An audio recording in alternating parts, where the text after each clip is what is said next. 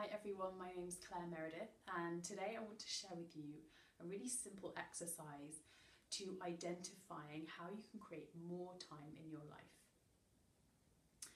So I was in my job in London and I was super busy and I just felt drained and exhausted all the time.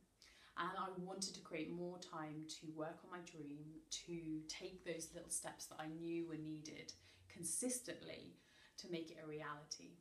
And I learned this great exercise, which I still use now, in fact, when I get to the point where I'm like, I haven't got enough time. It's really effective and all you need is a piece of paper and your diary. So open up your diary and create two columns on your piece of paper, column 1 and column 2. And for every appointment that's in your diary, just tune into how your body's feeling. Get really still for this and just go with the instinct or the reaction.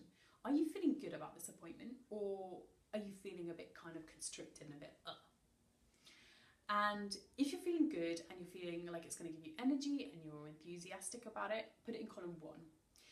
And if you've got the second reaction, like it's a bit kind of contracting and it's just like a bit then put it in column 2. And do this for every single appointment in the week or the month, whatever period you're looking at.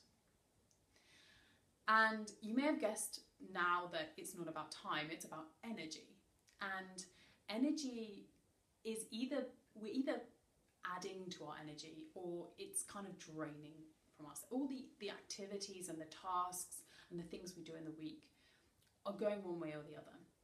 And so by creating these lists, you created the list of things that are giving to you and the list of things that aren't giving to you, column 1 and column 2. And so to take the next step into creating more time, we want to be subtracting, we want to be releasing, letting go of the things in column 2. And you might say to me, well, Claire, that's all very well, but I'm in a corporate job and I'm working 40 plus hours a week. I can't just get rid of that. It's taking up so much time, and yet it's in column 2. I get it, I was there, I was in exactly the same position. Start with the small stuff. For example, I had commitments that I didn't really want to do that were in column 2 and that weren't work. Why was I doing them?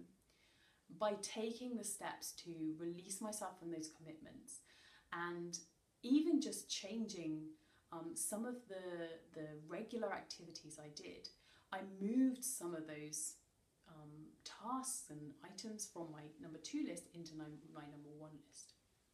I'll give you an example. I had a friend I regularly caught up with in London and we often met on a Saturday afternoon. And I would travel into London, it would take me an hour to get into the centre, we'd have a coffee and then I would travel back. By the time I'd finished, like the whole afternoon was gone. And as I looked at my diary, I had this kind of conflict. I really felt like it was draining me. I was kind of number 2 situation. But I also really valued her friendship and I really wanted to see this person.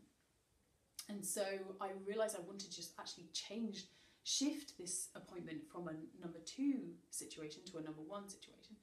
And so I asked her, like I said to her, you know, I want to change how we do this. Can we just catch up over the phone instead in the week? And she was quite happy to do that. It suited her as well. So actually I just changed the situation and I created a whole gap of time my Saturday afternoons. The other commitments that I had didn't change immediately. I sometimes had to have conversations with people and release myself from it in a way that suited us both. That was in integrity for me. But gradually, by using this method, I could either shift the energy into something that was really giving to me, or I could just release it. And over time, the smaller commitments could become actually the ones that made it the most difference. I had gaps of time in my week to spend on my dream.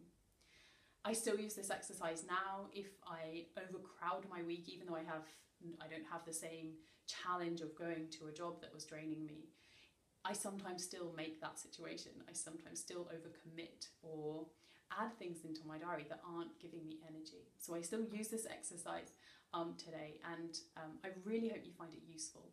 Please leave any questions or comments in the boxes below. Thank you for watching.